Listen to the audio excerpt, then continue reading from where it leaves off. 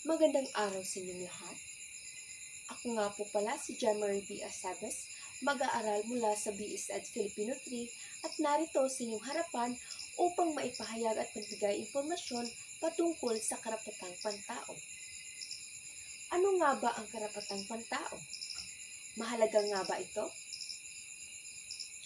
Mahalaga ang karapatang pantao dahil ito ay isang konsepto na nagbibigay proteksyon at pagkilala sa dignidad at mga batayang kalayaan ng bawat individual. Ito ay pinaniniwalaang lahat ng tao ay mayroong mga karapatang nararapat na masahin na may pantay-pantay, dignidad, respeto at paggalang anuman ang estado sa buhay.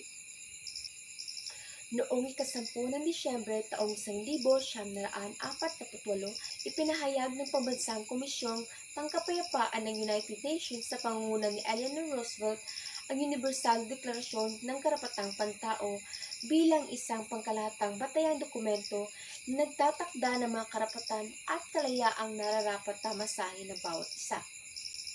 May 30 artikulo ng pandaigdig na nagpapahayag ng mga karapatan ng tao na isinalin sa Filipino at inilimbag ng Law Center ng Pamantasan ng Pilipinas. Ilan na rito ay ang mga karapatan at kalayaan sa buhay at kaligtasan, karapatan laban sa diskriminasyon, karapatan tungo sa kalayaan at kalusugan, karapatan sa paggalang sa dignidad, karapatan sa pagkakapantay-pantay sa batas at proteksyon, karapatan sa edukasyon at marami pang iba. Halos lahat sa probisyong ito ay matatagpuan sa Bill of Rights ng Saligang Batas ng 1987 ng Philippine Constitution.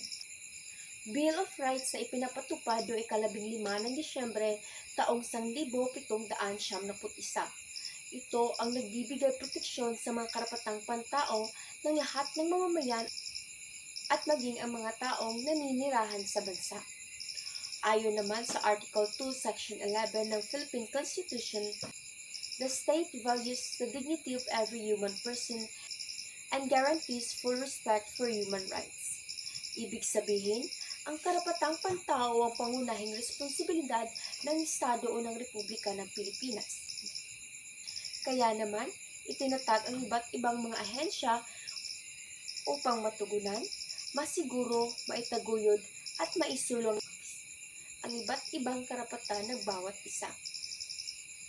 Ang Batas Republika bilang 10368 naman ay batas na nagkakaloob ng reparasyon at rekognisyon ng mga biktima ng mga paglabag ng karapatang pantao noong rehimong Marcos. Ang aking mga nabanggit ay ilan lamang sa mga batas na inilunsad patungkol sa karapatang pantao. Bilang panapos, ang masasabi ko lamang ay kahit na tayo ay may maraming pagkakaiba-iba, lagi nating tatandaan na ang bawat isa ay may mga karapatan at kalayaan na dapat matamasa. Pahalagahan sana natin ang ating karapatan tungo sa maganda at maunlad na kinabukasan. Yun lamang po at maraming salamat.